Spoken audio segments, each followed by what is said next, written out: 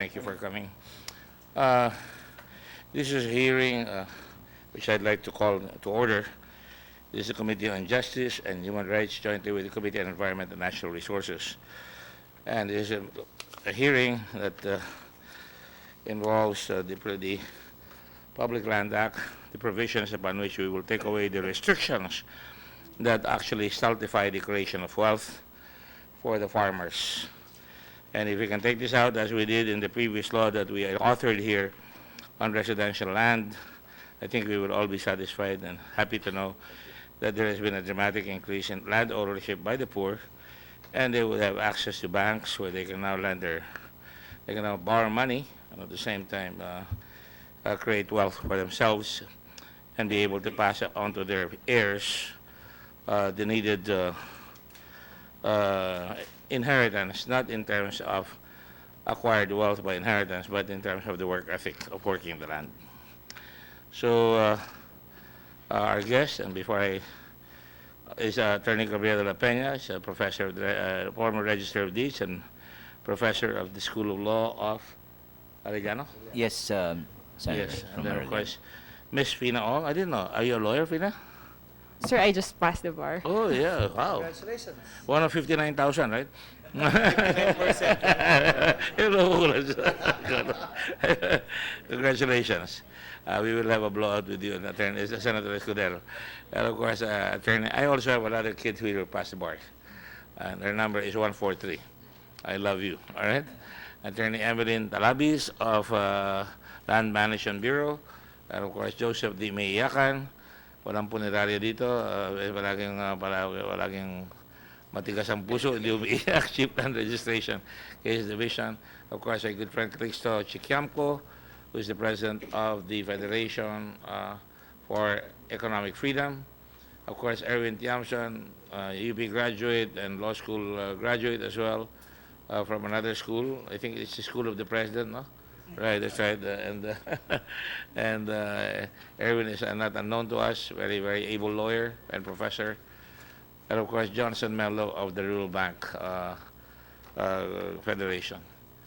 On that note, I know that I just, I can now go ahead and if find somebody disappear, it's all right. You know, he's here in spirit. Thanks, Chief. Anyway, as I remarked in my prefatory statements, I will just put this for the record. We all know why we're here. I presume you all read it.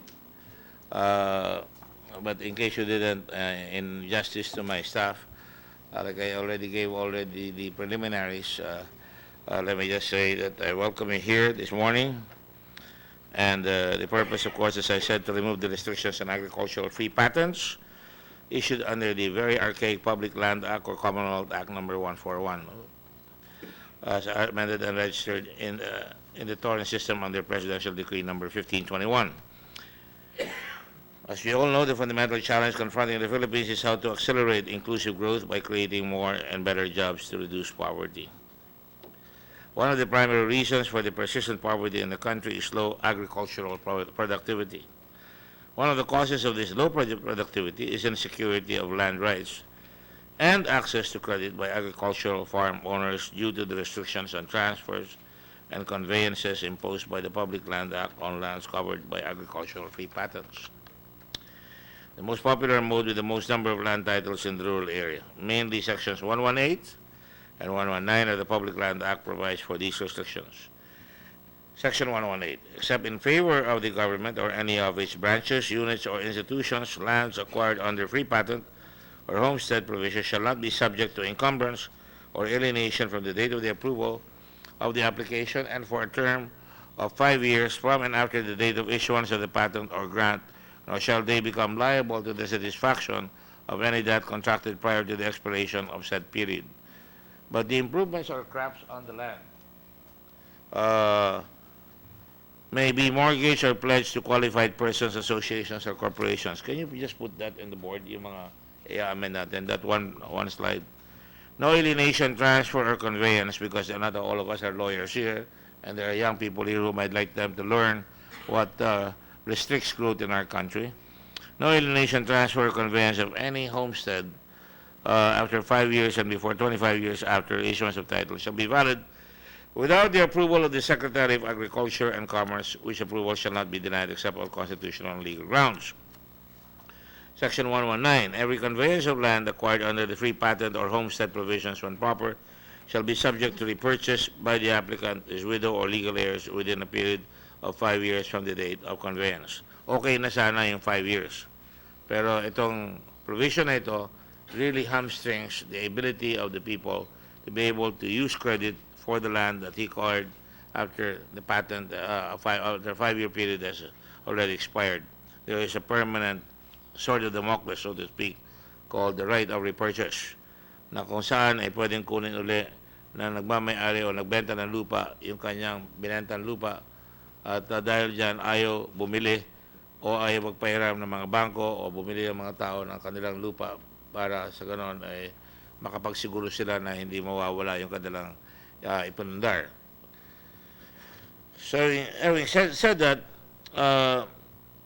it restricts trading of land, it restricts the ability to form capital, it restricts the ability of agricultural landowners to use the land as collateral for loan. Yan palagi ang sinasabi ng araw. Bata pa ako, mahirap ako, wala akong ipiprenda, wala akong ipapakita na collateral para sa ganon, makautang ako.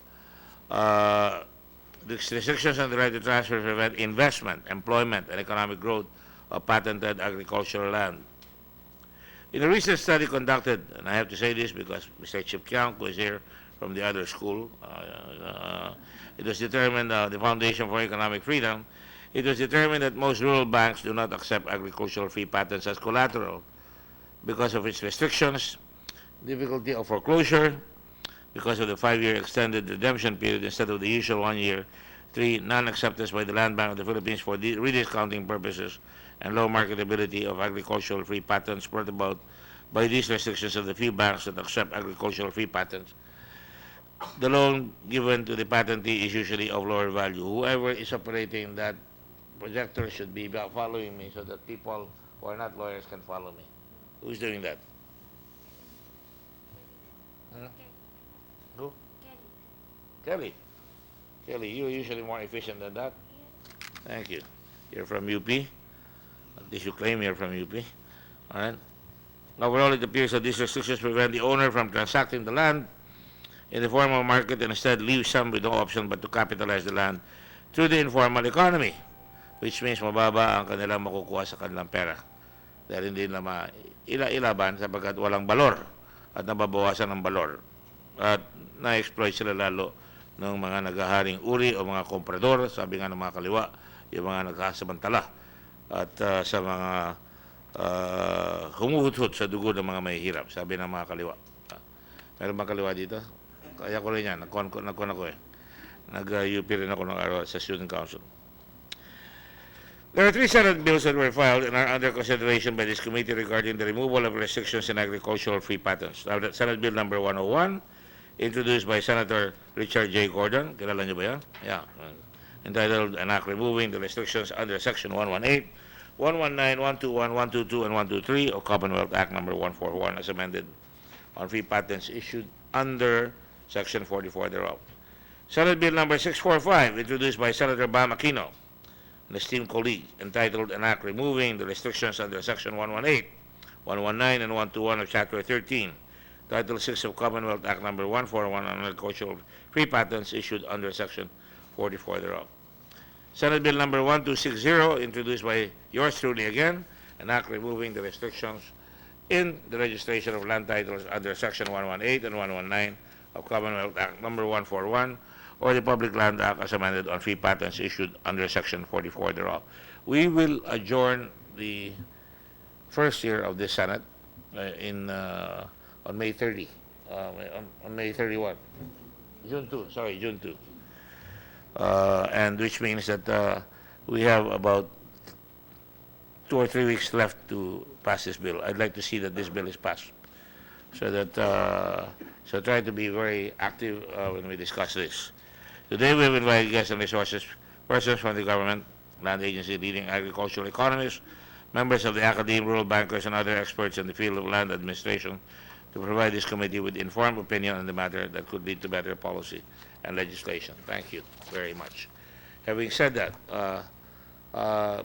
this floor is now open for comments. I think we have a PowerPoint, and I think we should start it right away. Kelly, can you show it to us? Kelly, there you go. I think it speaks for itself. I did not do this, so I don't understand it very well. But anyway, biro lang yan. You have always 5 years to redeem your land if you sell it, right? Like I said, kung may benta mo at nakuha mo na yung patent after 5 years, okay ka na. But, hindi okay doon sa bibili. Sapagkat what will happen is the owner can have a right of repurchase, or his heirs can have to acquire the right of repurchase. This obviously stunts and stultifies the ability of tradability of the land. Meaning to say, ang hirap magkaroon ng valor yung property. So basically, the provisions of law that we want to remove is restriction number 1, prohibition to sell or mortgage, and restriction number 2, right to repurchase. So the restriction, the owner is barred from selling or borrowing against it for 5 years. Section 118, like I said, pag nakalampas yan, pwede na, pero lulusog ka pa doon sa section, yung restriction number 2, 5-year repurchase. Original owner, his widow, and legal heirs have right of repurchase for 5 years from date of sale. For those who are here who don't understand it, pagka kayo may lupa dyan, hindi nyo bibili sapagkat mahirapan ninyong iprenda uli yan sapagkat pwedeng ibalik sa may-ari yung lupa. Having said that, are there any comments from the resource person? I will ask the rural bankers first. In 2010, I think it is, no? We passed a bill here, a law, on the residential. Do you have it, Kelly? Residential lands, and we took away, we shortened the restrictions. And we have a graph here that will show you the tradability, there you go, of 1.2 million. Yan ba yan? No, that's not the one. Residential.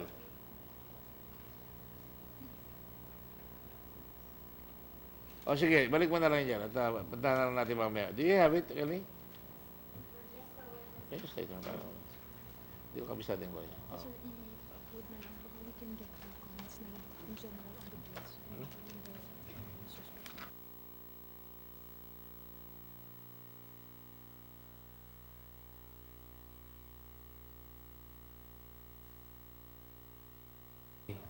Good morning, Mr. Chair. Yes. First of all, we would like to thank the good senator for the passage of RA 123. In fact, prior to that, although we accept tax declaration as collateral, we only provide up to 20% valuation. Opo. 20% lang po for tax declaration. But when those tax declarations has been converted into title, we were able to provide up to 80% value to the property. I don't make laws that the public doesn't understand. So, just to give you an idea, tama ba yan ang graph na yan? 2003, 2004, 2005, 2006. Yan ang nagpapatitle, no? Ang walang patent, no? And then, after 2010, oh yeah? Yeah. Tumaas ang nagpapatitulo. So, you are now able to give them loan value of 80%. Up to 80% po. Pero kung wala yan, dito sa kabaliwa, yung mabababa, ang Yung naibibigay niyang loan value is about 20%. 20%. As well as a difference on appraisal value. Because the loan value will be based on the appraised value. Yes. So for tax declaration, we usually give a lower appraised value. So talagang mababa ang makukuha. Mababa po. So with that now, you can see the leverage that we give to the poor when they get title to their property. So what is your opinion on this proposal now na gagawin natin? Nakakapagpahiram ba lalo ang Rural Bank pagka ito ay napa-approve na? Yes, sir. With the prohibitions on agricultural free patent, we seldom accept as collateral those agricultural free patents. In fact, aside from the inacceptability of those collaterals, farmers are risk borrowers. So we were having hard time finding a solution Why do you to call make them them risk acceptable. borrowers? Why do you call them risk borrowers? Uh, Despite po kasi doon sa increasing presence ng rural banks dito sa mga communities, these farmers have a higher risk in terms of considering the various challenges faced by the agricultural industries. Typhoons, tungro, Yes all po, these other oo. things, so high risk. Mm. I just want to say that so that the record will show na why we're doing this, all right? Yes, sir. So with this now, you have more leverage because now you have the land that will cover it. Na meron kang makukuha sa farmer just in case hindi siya magbabayad, right? In order to mitigate the risk, banks require credit applicants with real estate properties as collateral. One of those being offered, which most of the rural banks, most of the rural folks have, are properties covered by agricultural free patent. Unfortunately, the current restriction on agricultural free patent makes it unacceptable as collateral due to the following reasons. Specifically stated in the title that it cannot be mortgaged or sold to other party or for a period of 5 years. Second, even if the 5-year restriction had lapsed and the property has been foreclosed in case of non-payment and has been consolidated in the name of the bank, the heirs of the previous owner have a 5-year repurchase right, reckoning from the date the title has been transferred in the name of the bank. Likewise, even if the agricultural pre-patent has been conveyed to another owner and was issued a transfer certificate of title in the name of the new owner, banks and other financial institutions still refuse to accept the property as collateral because of the repurchase right provision. The new owner has to wait for another 5 years before such property becomes clearly available for resale or mortgage. Such condition forced the financially excluded sector to resort to high-cost borrowings from private lenders and enter into onerous contracts, which eventually transfers the ownership of the property to the usurious lenders. So aside from entrepreneurial purpose, accessible and reasonable credit is likewise needed to help in addressing the other basic needs of the farmers, such as housing, education, and basic health, which should likewise be addressed. Because in our assessments, not always the reason for or the purpose of the loan is to provide them with capital for the improvement of their agricultural activities, but also to attend to their basic family problems, like providing medical assistance to their immediate family members, which they're having a hard time accessing credit. This will be very beneficial to the poor. The farmers, right? Yes, Mr. Chair. I noticed you said that you have to wait another 5 years. Wala naman ganun, di ba? That's a perpetual right of repurchase until it is exercised. Upon Is conveyance, that correct? I Yes. believe there's only a 5-year, Mr. Chair, period to repurchase. Afterwards, that's based on 119. I believe that was the statement there. But he can continue to exercise that right of repurchase. That's what I'm trying to find out here. I think, Yes, Erwin?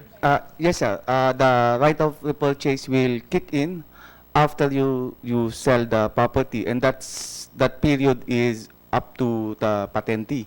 It is not covered by the first restriction. The first restriction is the absolute no sale for 5 years. After that is the first restriction. After the first restriction is over, then the second restriction will kick in, which is upon sale of the patentee, he can redeem it, and the sale can happen anytime. I have a title now after 5 years. Yes, sir. I'm released from that, right? Yes, sir. But if I sell it to somebody, I can still repurchase it Yes, sir. Anytime, 5 years after the sale. anytime within 5 years. The sale can happen anytime Right. through your lifetime, Right. and the right can be exercised by you within 5 years, or if you die during that period, it can be exercised by the heirs or the widow. That's what I wanted to be sure Yes, sir. about. All right. I wanted to be sure that we understand one another. So within the 5-year period, if the person dies, not me, but the person who sold dies, It can be still exercised by the by the heirs. heirs or the widow. And just to be sure, if it goes beyond 5 years, wala na yung right Wala of na po. purchase. So, Wala hindi na po. perpetual. Hindi po. Ah, Hindi po. tama yan. So, yun ang kwan. So, Hanggang buhay po siya. okay. Ah. All right. So, within that 5 years, if it goes beyond that 5 years, Wala na po yung restriction sa Yeah. patent. patay o buhay. Patay o buhay. So, Opo. So, within the magiging five- ano na po so siya. within the 5 years lang yung pwede yung heirs kung namatay siya, Yes, sir. Opo. mababawi. Opo. All right. So, it's not really that difficult, no, in reality. But we're just, I suppose that the object here is to accelerate the ability to get property and to catch the wind, to catch the wind on the sail, right? Opo. All right. So, okay. Any reactions from Attorney De La Peña? If the speaker is already finished, Mr. Senator, I'd just like to point out some pros and cons which I noticed were not discussed. Number one, as far as the aspect of the industry being prone to the elements, as was stated a while ago, farmers are high risk, yes or no. But I believe the land, if it will be the subject here, is the one that is actually subject to high risk, not the farmers. I've seen that farmers, considering the fact that their capital is small, or one of the major concerns of banks is that their ability to pay for the loan, and that's why they're only given as much as 20 or even less than as far as the value of their property is concerned. If it was not titled. Yes, Mr. Chair. The- Consider the farmer high risk? Based on the statistics, Mr. Chair, I believe that the farmers would no longer be, but the industry itself They will can still be high risk, yes, sir. because their crops can be destroyed. Yes, di ba? yes, Mr. Chair. Tungro can take over, or sometimes they might pass it on to another creditor, di ba? Yes, sir. Yes, So Mr. Chair. basically, may high risk. But at least, I'm trying to say, I'm asking these basic questions, para there will be no questions later on. Okay, go ahead. And as far as the valuation of the property is concerned, Mr. Chair, these are subject to several existing laws, and the title alone does not convey that immediately there will be an increase in the value of the property. The NEDA would have to come in. Well, that's subject to market forces, di ba? Yes, The Mr. moment Chair. you have a title, you have more value for the property, obviously. Yes, sir. All right? Yes, Mr. And why does NEDA have to come in? As far as determination of valuation of properties within the area, it's usually... NEDA? No, sorry, Your Honor. It's the BIR actually, sir. BIR or the local The BIR or government. the local Yung, government. Appraised value. Yes, Mr. Chair, especially on the zonal value of the Right, property. Okay, so, uh. well, with the title, Mr. Chair, I believe that, They become, they now have pang collateral. yes, Mr. Chair, definitely. And we'll have better access to higher credits. Yeah, of course. That's the whole point, isn't it? Yes, Mr. Chair. Is there any downside that you see? Mr. Chair, pardon. Downside? Downside, I've seen some cons. Number one was on the matter of reclassification of the property Reclassification. of the land. Baka Mr. Chair. papareclassify nila. Yes, Mr. Chair. Meaning, Baka matanggal po from agri and then maging residential yan, and then I think the entire exercise would just be, futile. yes, Mr. Chair. Yeah, but we're growing population. That's one thing that... sometimes I wonder about that. I just want to play the devil's advocate here. Yes, People Mr. have to have property, but perhaps it's the government that should really help them if they have to do that, put together the property so that they will go high rise instead of losing more agricultural productivity by selling small plots of land. That would yes, be a Mr. good Chair. law, wouldn't it? Yes, Mr. Chair, definitely. I'm just playing the devil's advocate. Yes. Go ahead. Another con that we see here is that as far as patented lands, they're not really large-scale lands. The sizes of patented lands are not that big. Outside the conversion of the land reform. Yes, Mr. Chair. And then, since the lands are not, the sizes are not that big, they're not really suitable for... yes, Mr. Chair. But for commercial farming, Oh, definitely, Mr. Chair. So, Yeah, and that has been the problem with land reform. yes, Mr. Chair. 3 hectares just don't cut it, right? It's not enough, Mr. Chair. Maybe you should come out with a position paper so that we could get back the initiative on that. Maybe land management should be having a more profound say on this matter. Go ahead, please continue. And the last, Mr. Chair, is on the matter of the supposed threat to food security with regards to. Yes, sir. That's all, Mr. Chair. Thank you very much.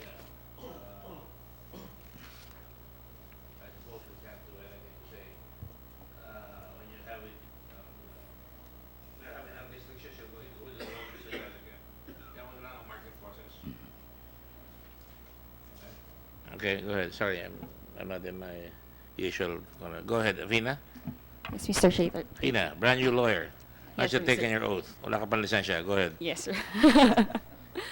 Sir, before I present the position of the Department of Justice, let me just comment on what Attorney Peña has said on the conversion of agricultural free patent. Logically, since we already have the residential free patent, if the land would be converted, they can actually apply for the residential free patent, which is actually without restriction. So I think, I don't know if it is still an issue, so just a quick comment on that. But for the position of the Department of Justice, we interpose no objection on this bill for 3 reasons, sir. First, the trends in the laws and jurisprudence relaxing the requirement, particularly, sir, the enactment of the residential free patent, and recognizing the changing environment, also the need to have to give economic power or economic rights to these. Yes, sir. And then secondly, its effect to the property and economic rights of the patentee. And the third one is the restrictions effect to the torrents title. So, sir, for the first reason, it has been noticed that the legislative policies towards preservation of ownership of land disposed by the state through transfer restriction and right to repurchase has slowly been relaxed through the years. Yes, yeah, It doesn't sir. work. Yeah. It has been recognized that such restriction on the right to alienate and encumber the lands have worked against the people who are supposed to benefit from the law by depriving them of full enjoyment and utilization of property. Patentees' access to credit and financial market have been hampered by this limitation, putting them at a disadvantage relative to the property owners who can make use of their property freely as a collateral. At the same time, sir, starting in 1970s, the Supreme Court started to strike down the absolutist view on the right to repurchase under Section 119 of the Public Land Act. Yes, sir. It's Was that a bar question? no, sir. Go ahead. The court started to see the dynamics of the land market and adopt a more liberal view to support resources and mobility on land. The court has decided that the exercise of right to repurchase a land acquired through patent or grant must be consistent with the noble intent of the Public Land Act, which is to provide the patentee a home and a land to cultivate, otherwise such could not be exercised. The court invalidated the right to repurchase when the motive of the patentee is for speculation and profit, when the patentee was no longer living on the property when it was sold or the property was no longer agricultural, and at the time of the sale, but was a residential and a commercial lot in the midst of many subdivision. In addition, sir, as we have discussed earlier, the patentee or the legal heir should not be allowed to take advantage of the statutory policy of the law to enable them to recover the land only to dispose it again to amass a hefty profit. However, despite this decision, the fact remains that Section 119 negatively affect transaction on land because buyer would like to avoid costly litigation should the seller patentee decides to exercise the right of repurchase. The second point, Mr. Chair, is the existence of this restriction prevent the patentee from formally transacting the land in the formal market, where the prohibition is mostly effective due to formal conveyancing and registration requirement of the sale. However, Mr. Chair, the prohibition does not prevent the patentee from disposing the land in the informal market, where the formal market is not strictly followed. So, Mr. Chair, in this note, mas natatalo po yung ating mga farmers because it doesn't prohibit them to actually engage in the informal market just to borrow some money. So, in this proposed bill, we are actually empowering them on the access to credit. In informal transaction on land, the government is deprived of taxes also and fees, and the landowners are put at a disadvantage since the land is purchased below market value. Lastly, Mr. Chair, the existence of restriction also creates, Mr. Chairman. The existence of restriction also creates confusion in the torrents title system because it creates a title that is less than indivisible. The original titles issued by LRA through the decree do not have the restriction like the homestead and free patents. In conclusion, sir, the DOJ supports this effort and believes that these bills, when passed, will encourage patentees from registering land transaction in the Registry of Deeds where patent is registered. The formal registration of transaction will generate revenues, will enable patentees to sell their lands at a better price in the formal land market, and will enable the government to protect these patentees from scrupulous buyers, Mr. Chair. Very good. I'll make sure to tell Attorney Aguirre, Secretary Aguirre, that you have a new lawyer that is articulate. Huh? Thank you, Mr. Chairman. Thank you. Please submit the position papers that you have later on, all of you. What about Emeline Talabis? You have unique names, Talabis, Di Maiyakan. You can call me Emmy, sir. Emmy. Emmy. Oh, I like it when girls give me their first names. Go ahead, Emmy. So, good morning, Mr. Chairman. And good morning to my co-resource persons here. Mr. Chairman, we have already submitted our official position on this proposed bill in my letter dated March 31, 2017, and received by your office on April 5. And in that letter, we already manifested our no objection to the adoption of the proposed bill. And in fact, we fully support it as well as call for its immediate passage. Restrictions on agricultural free patents under Public Land Act have limited the economic opportunities that beneficiaries can avail of. Access to credit has been hindered, leaving farmer beneficiaries with less chances of making their farm lots fully productive, thereby decreasing the potential of these lands to contribute to the improvement of their lives. That is, by becoming farmer entrepreneurs. Our office had been receiving inquiries and clarifications from patent beneficiaries as to why there is such a restriction, because such restriction really limits their ownership over the land, the power of ownership, because although it is their private property already, they cannot dispose it in accordance with their will, and they have to wait for such number of years before Was they this can a do daily so. occurrence in your office? Not really, sir, but by phone calls or by letters So forwarded to us by our regional See, officers. this is where industrious or very dedicated people like you working in the government should write your senators right away and say there's need to amend this law because really we find it impractical. So feel free to call me when you have calls like that anytime. Emmy? Okay. So when we receive this kind of inquiries, we just explain that that is the law, but we are also hoping that it will soon be amended, because we are one with these patent beneficiaries in believing that such restrictions should now be removed. I'll make sure that I quote you in my sponsorship speech along with Attorney Pina Ong. All right? The ladies always get preference in my quotations. So we believe that removing these restrictions will allow them to reach the full potential of the lands granted to them. So we strongly support the removal of the restrictions because by the use of the land as capital, they have more chances of becoming farmer entrepreneurs. Because we believe that when you remove those restrictions, it doesn't mean that the use of the land will be changed immediately. It doesn't mean that the land will become residential or commercial. Um, the change of the use of the land will be addressed by other laws. For example, the National Land Use Act that is still pending in in Congress, and that's the law that will address the threat to food security and all the other competing demands on land uses. But this one is only on the Do you really think that should alienation. be legislated? I mean, I'm just doing this just for, do you need to legislate threats to food security? I mean, isn't that the function of agriculture, to make sure that the public is aware that, you should try to get people to become entrepreneurs. Not all of us can be farmers, and many children of farmers don't want to be farmers.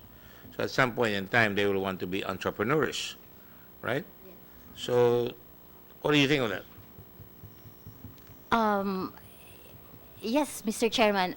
Actually, there's a play of factors here. Removal of restrictions will only promote formal land market at make land market mas masigla, no? But the allocation of land uses can be addressed in different policies. And of course, by making sure that it is titled, when it is transferred, the government will get more taxes from it, right? Nobody has said that yet. That means the government will get more resources so that to address some of the basic requirements of our people, right? Okay.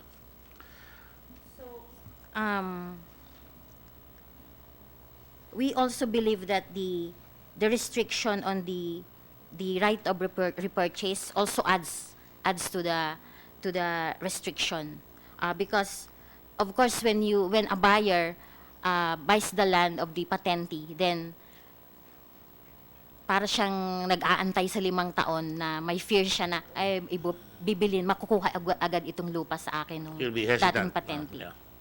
So, while we recognize the need for these lands to be titled in the patent beneficiaries, we also believe that we have to consider yung land market. And the Public Land Act has been enacted in 1936, and that at that time the economic condition is different from now.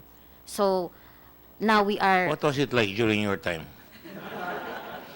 Sir, I've read it only from my readings only at that of course, sir, in 1936 land for the landless tayo, di ba? Bigay natin yung lupa, then Hanggang the ngayon, ownership. for the landless tayo. Yes, sir, but at the time yung ownership remains concentrated to the family, to the heirs. So hindi siya lalabas sa family. That's why may restriction sa pag-alienate ng lupa. But now, iba na po yung panahon. So we want to promote urbanization and development in the countryside. So More than urbanization, you want to promote entrepreneurship. Would everybody more agree to that? entrepreneurship. The object is not just ownership. The object is to let the good times roll with entrepreneurship. You now have the ability, you have power now to pawn your land, and with collateral now you can use the money. Bahala ka na sa problema mo kung hindi ka sisikap. Kaya nga doon sa bayan ko, ang tawag namin dyan, bawal ang tamad, lalong bawal ang tanga. Alright, okay. Okay, Evelyn? So Thank you very much. Your comments are very good, all that of is you. our official stand, Mr. Chairman. Thank you. That's a good stand. Thank you. Yes, Joseph, di maiyakan. Good morning, Mr. Chairman and everybody. Our agency is just for registration of titles, and we do not object with this bill. We are in support of this bill. If these restrictions will be lifted, then there will be more transactions. There will be more registrations. It comes to mortgage and sale. There will be more registration fees. That will be generate revenues for LRA and for the government of the Philippines. We are in support of this bill. I'll get the mid-year bonus. Asa na sa Malacanang. I just have a few questions with you, Joseph. No? I need to, it seems that it's going my way all the time for these matters. No? I mean, and that's my way. I mean, really to try and enable. My basic philosophy as a person is to enable and ennoble. right? And you enable the farmer, he gets ennobled if he is able to enjoy the fruits of his labor. So I'd like to see whether we're getting anywhere with these laws, like what is the breakdown on types of titles, judicial, agri free patent, residential free patent, by region and by province. Can you provide us with that? I'm sure it's computerized in your area already. We will submit, Mr. Chairman, the statistics with the I don't need statistics. I just need the properly organized way that we can, we can have it as a resource, as a research material here that we can look back to. And I'd like to make sure that whenever you change that, every year I suppose that will change, you can submit it to the Congress as well. breakdown or procedures. That's No, a breakdown on types of titles. types of titles. Okay. All right? Because We'll submit. land is not finite, my question is how much land do we have pa to distribute or to give or, natitiran lang dyan, forest lands. Di ba? Ilan pa ba ang available? Does anybody know how much land is available? Do you? Yes? Emeline? We have that at DNR, sir. We Oh, have can you give it to us? how much remaining untitled Right, lands? right. Okay, But sir. we don't want those to fall into the clutches of the greedy. We want an egalitarian approach to this. So I put it on record that I'm making that request, but at least we will know. And and whatever suggestions that you may make, so that we can properly advocate the purposes or the noble purposes of the law. With data, it will be stronger. And I will probably be calling you from time to time as well. But I would prefer that you submit to us whatever information that would be useful so that the pursuit of responsible advocacy for land ownership in this country and utilization of land to the maximum so that it will benefit the many who are poor is continued. Okay? And then I need data on actual number of agri-free patents still covered by Section 119, covered by the restrictions of the 5-year limitations. Is that available, Joseph? Good. I know you have many colors in your jacket, so now you have many files in your that you can submit to us also. And then data on the number of registered patents not released to date by Registry of Deeds, classified as agri-free patent and residential free patent. Di ba pareho na yun? Pareho na ba yun? Yeah. Kakaiba ba? Magkaiba? I'll try to, I'll repeat. Data on number of registered patents not released. Ito pa yung subject to the second provision, di ba? To date by Register of Deeds, classified as agri-free patent and residential free patent. Mga applications, no? Hindi pa. Those approved by the DNR, but not what was released by the Register of Deeds title. We will. Yes, sir. Thank you. I have another question. Pagka may title na yan, ano ba ang record natin? Di ba naloloko yung mga farmer? May title na yan. Meron bang protection ng farmer dyan? Di ba sila na-exploit? Meron ka ng title, pero muna sa akin yan, iutang kita. Di ba? That can happen, Mr. Chairman. That's precisely why I'm asking that question, that if that can happen, we should have something in the law that would at least give notice to them, do not lend your title to anybody, consult somebody in the government before you do anything like that.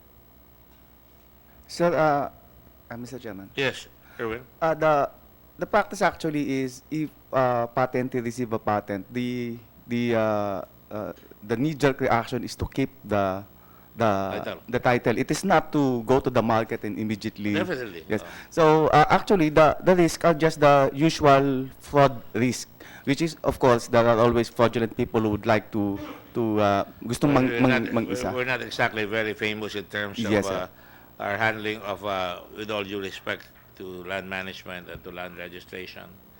There have been many cases of multiple registration, di ba? So the Falsification. Cavite, Bataan, all these areas. There's even one guy who's claiming the whole country. Mr. Chairman, the problem here is our notarial law. Because the Register of Deeds, they have no power or jurisdiction to actually call the buyers and the seller. It is the obligation of it is the duty of the notary public to ensure the identity of the sellers and the buyers. That's, But unfortunately, a lot of our notaries are lax in the performance of their duty as notary public. So they're mere facilitators instead of real yes, sir. checkers of what's happening. Yes, sir. And once the instrument becomes public instrument, the register of deeds, if the title, if the certificate of title will be, the owner's duplicate will be presented together with the fraudulent or not properly notarized document, their duty is ministerial. So if we want to stop land fraud, we have to address our problems with our notary publics, because they are our checker of identities, of the free willingness of the buyer and the seller to transact. So you subscribe and sworn to me. Yes, sir. Because once it is subscribed and transact, it becomes a public instrument, and the government will have to rely on this document as being the true acts of these persons. Maybe we should draft a law together, Yes, sir. Erwin, di ba? Yes, sir. Yes, And you Mr. can really Chairman. be true to your name, Erwin Rommel, conquering all the fraudulent register, notary public who transact under the mango tree outside the LTO offices. Yes, sir. Under the bridge in City Hall. Your Honor. That is to complement the notarial rules, di ba? Okay. And then, timeline and process of registration of title from the regional directors to the land registration administration to the, what is RD? To RD. Register of Deeds. Register of Deeds. To the So. land registration. Hindi pala regional, Register of Deeds to the LRA. And timeline on average of application for judicial title. Para makita natin talaga, ha? Ma-compare natin, makompleto natin. You are helping us dramatically. You can even make the suggestions kung anong dapat improve doon. We don't want you to be automatons na tinatakot namin. Magdala kayo dito ng dokumento. Dapat kasama na dyan yung proposals niyo kung meron kayong to streamline the rules. That way, you make me look like a real honest-to-goodness legislator. Otherwise, karamihan dito, kukuha lang ng dokumento tapos hindi babasahin. But if there is something together with it that you think should be improved, like the statement made by Attorney Tiamson, we can come out. So one day when Fina becomes a senator, also she will know what to do. Enjoy Mas Fina. All right, yes, sir. Mr. Chairman, with regards to patent proceeding, it's the DNR who is responsible for the procedure. Our job is just to register the title being approved by the DNR. With respect So to... ito yung mga RD, yung mga kwan, regional directors na yun rin. Yes, the registered deeds, sir. Registered deeds. With regards to judicial, we just make report to the court, and the court procedure timeline will be followed in approving the judicial titling. We just submit report. So, kailangan rin natin yan, di ba? So, would you have a feel on the I suppose you'll have a feel on judicial titles. Kukunin nyo pa rin yan eh. Dalawa sa registry. We will just wait for the decision of the court approving the petitions and the finality of the court. Then we But issue they are then required we to issue pass it on to you afterwards, di ba? Yes, sir. From that order, so you put it in your files na ito na talaga yung registry of titles in the country, right? Yes. So yun ang kailangan natin para makita natin. I want to have an idea of the overview. Okay? Thank you. When can you give it to us, those requests?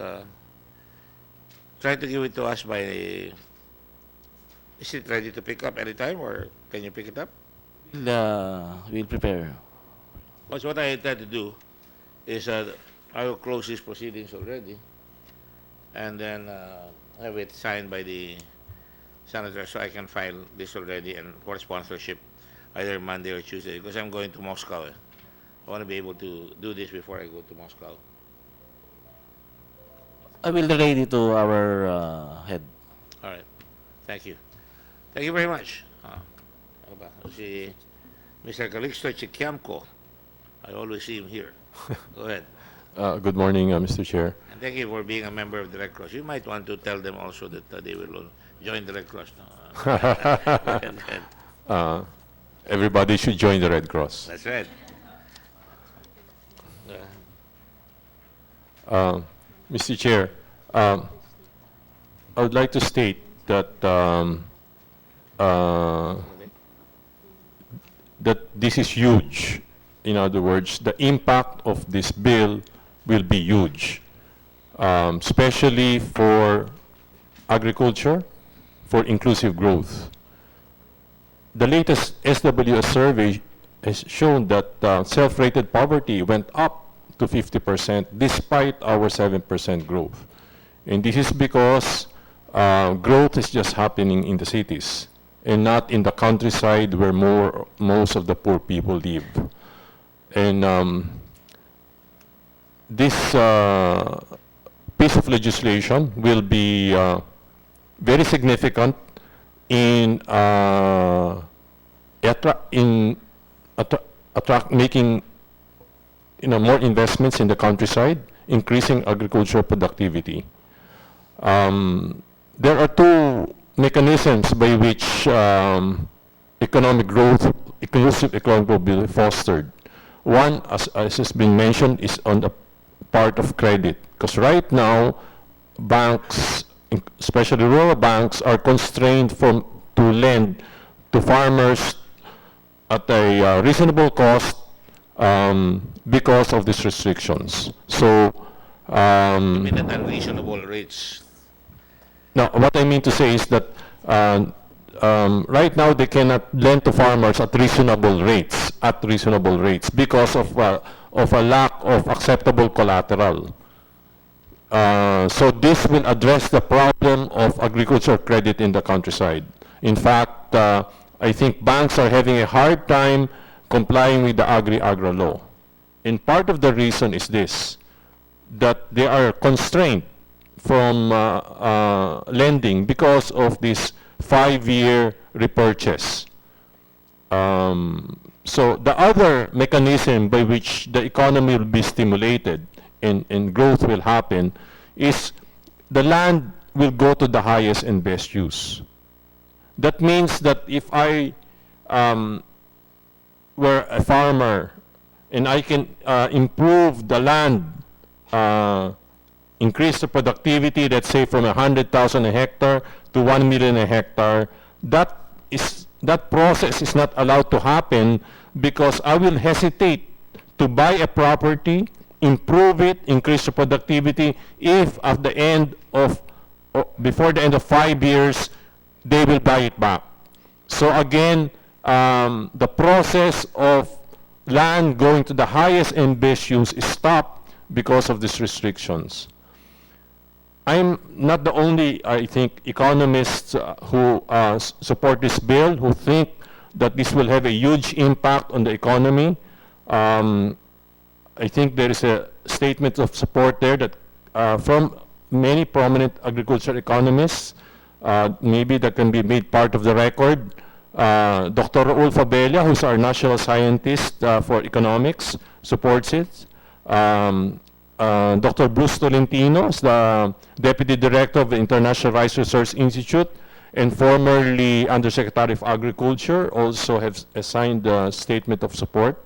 Dr. Ramon Clarete, prominent agricultural economist and former Dean of the UP School of Economics. And then Dr. Rolando D., who is the head of the Center for Agribusiness in University of Asia and the Pacific. You're referring to this position Yes, paper. yes, We will Your make Chair. it as part of the record, and we will put it in the sponsorship. So, again, I would like to emphasize that will be an important piece of legislation. I would think that maybe 5 years, 10 years from now, we can look back and the impact of this bill will be significant and immediate. It will be immediate because That's why I ask questions about the impact of our residential bill. No? And that's why I would like the rural bankers to try and exert a little effort and give me some strength in terms of arguing this bill also. I think it's a no-brainer, but it's always good to show that what we did here benefited the farmer. And we will need numbers. Yes, Mr. Na Chairman. pinautang nyo, anong change of life ng mga tao nakautang. Yung mga ganon. That way, it makes you look good also. The rural bankers of this country have created wealth. Yes, Mr. to Chair. the tune of so many trillions of pesos. We will get the data, yes, And sir. when do you Yeah. think we can get that? From the Rural Bankers Association. I said, not where, I know, I'm already Ah, asking yeah. you. When? I'll be reporting to the ARBAP today. Yeah, And can you then, do that soon as soon as possible before we sponsor this bill? Yes, Mr. Kahit Chairman. na ballpark figure, I mean, back of the envelope muna. And then after that, we can get more figures later. Yes, Mr. Chairman. I mean, countries should learn how to, when I go to Taiwan, Japan, all these countries, they always have statistics. And these statistics help formulate good legislation. And in addition to that, Your Honor, probably we also, it will help also to note that the real property tax collections of local government has already increased also. That is one of the things that we want to see. Maybe you can ask that formally from the local real property taxes, DILG or finance? DILG, yan, pero may finance, ang Department of Finance, may records yan. Especially now that they want to increase the real property tax. Ano ba? Probably, Baliktad na nga ngayon eh. National government ang gustong mag-increase ng real property taxes. probably po yung Bureau of Local Government Finance. Yeah. Yeah. Let me instruct the COMSEC to try and get that information from the Department of Local Government. The COMSEC is hereby instructed to secure the information.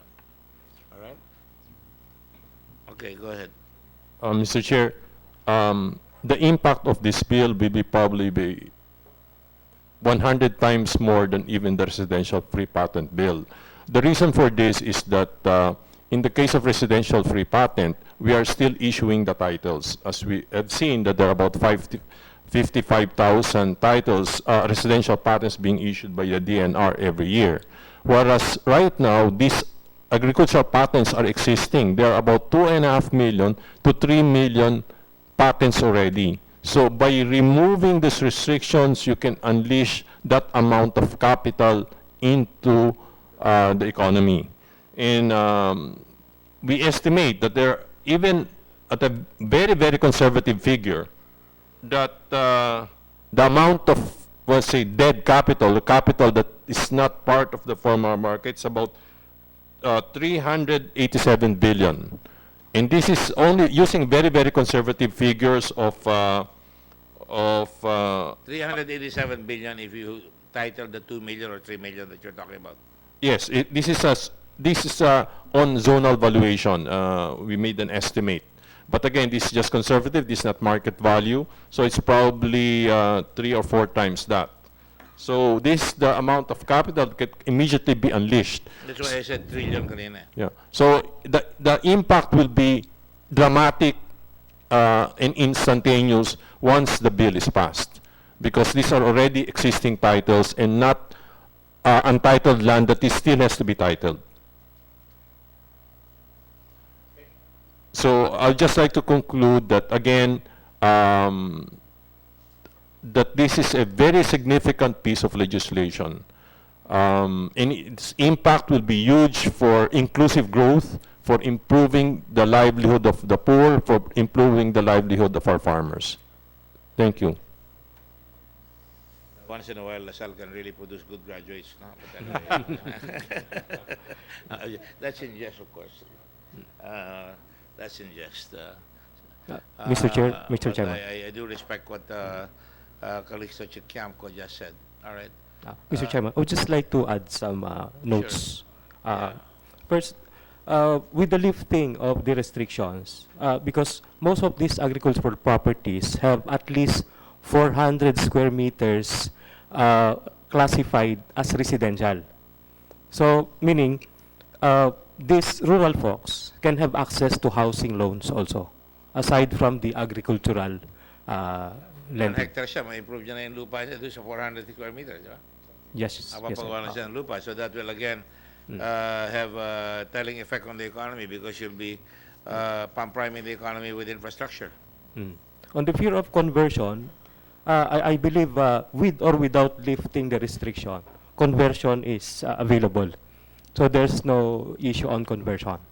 What do you mean conversion is available? I mean, with the agricultural free patent, with or without lifting the restriction, the owner can apply for conversion or reclassification of the property.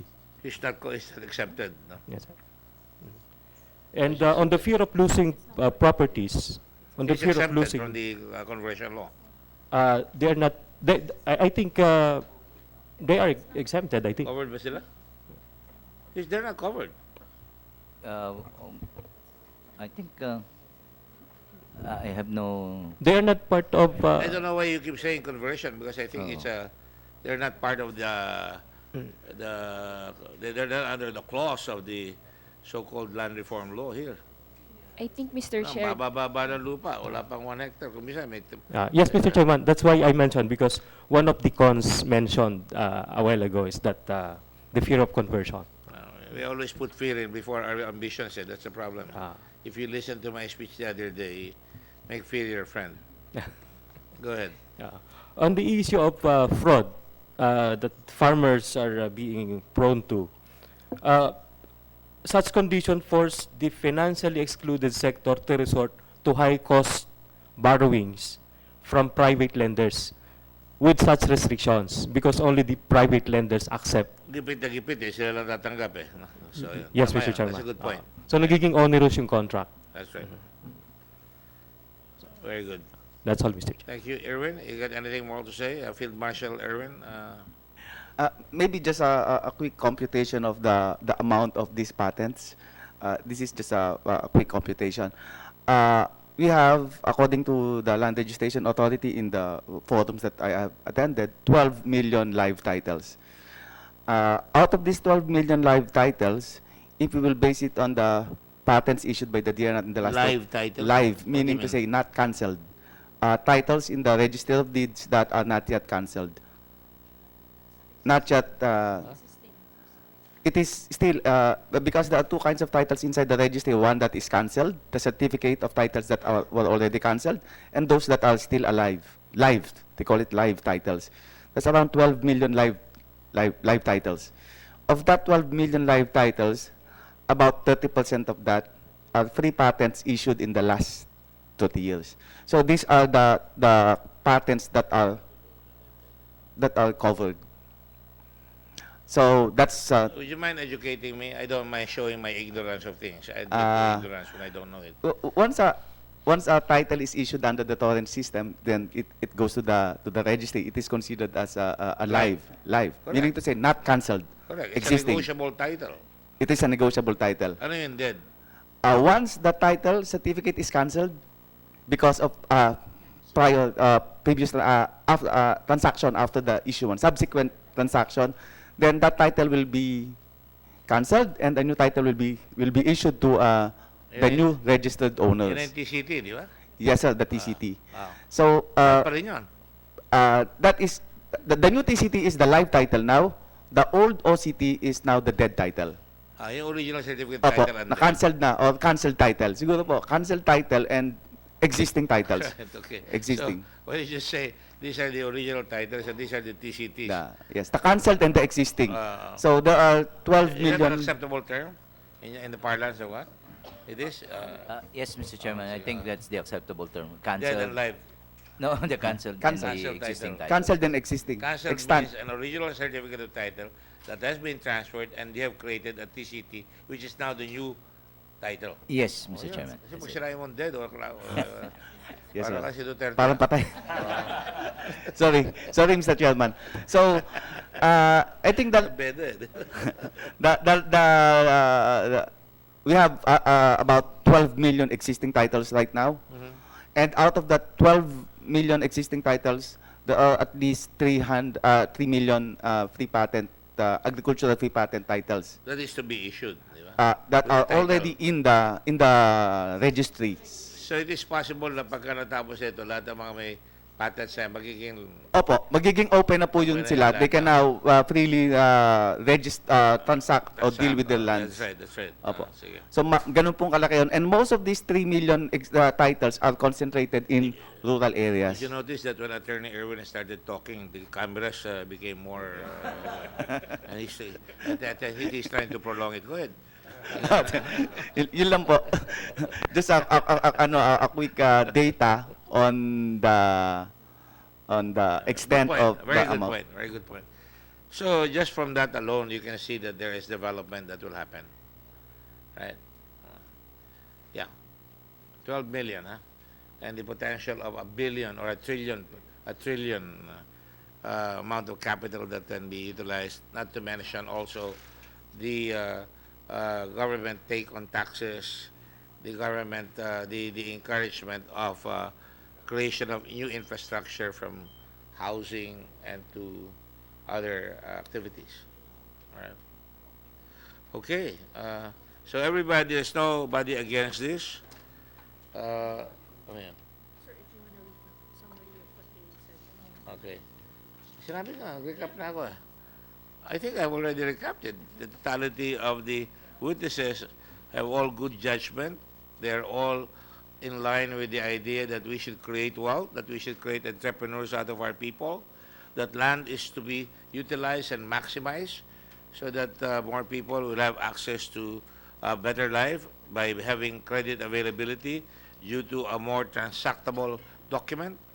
And because of that, we shall now adjourn this session and prepare for a report to the floor. We can put this out on the floor with my eternal gratitude to all of you who not only look smart but are actually smart people.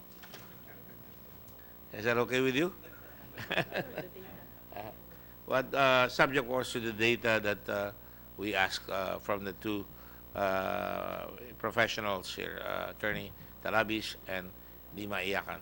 Where does Talabis come from? Laguna. And Dima Iyakan? Huh? Yeah, so I said. Guys, can you send the data to us by Monday or Tuesday? Because gusto ko sana ma-file ito by Monday. Tuesday, I will sponsor it. Pahabol na lang. And when I file it, I'd like you to be there also. So you can come over para you can give us some comments in case some other senators may raise some points during the interpellation or the debates. I would be grateful if you do that. Besides, it'd be in the record of the sessions. All right? Rural Bank, please, I'll give you the data.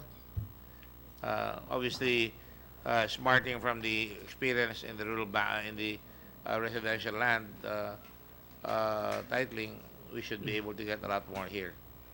Yes, We Mr. can Chairman. get more data from residential and the possible data that we're going to gather here with the report of Attorney Mr. Calixto and the endorsement of all these experts in economic scientists, as you call them. We should be able to have a very firm bill approved. All right? Thank you all very much. It's been a good day. I think we all did our work for our country and keep on doing it. Thank you all very much. I forgive you of all your sins. Thank you very much. This is adjourned or submission. No, wait. I'll just suspend it. I'll just suspend it just in case. I will withdraw that ComSec. I will just suspend it and maybe call for a meeting with the senators along, so for the signing. All right? Thank you very much. Thank you.